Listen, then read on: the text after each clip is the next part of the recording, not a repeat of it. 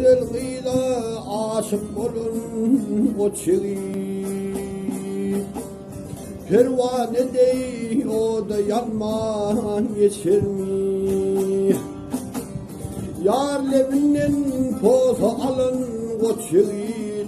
Yar şanına gazal yazman geçer mi?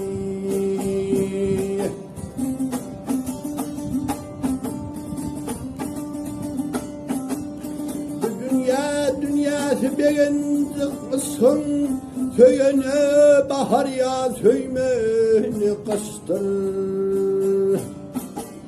Asık bolun mavsunu kovuşsun, yar yanına ya da salman geçer mi?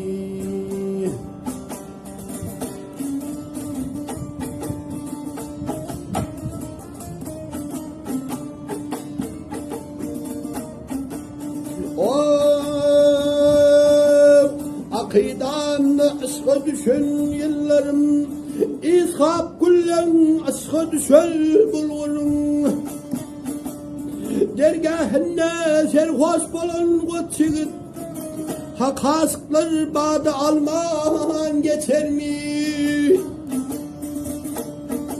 Yar gitti ur soktu feryadı gali, bu vakasız ışık deryası gali. Yardımcı da salan akbal mi? Memnun sırrın ile yayman geçer mi?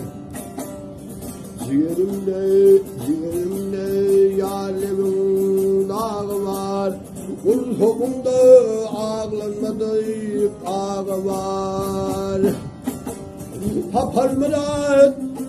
Sapar mırat divanımda adı var.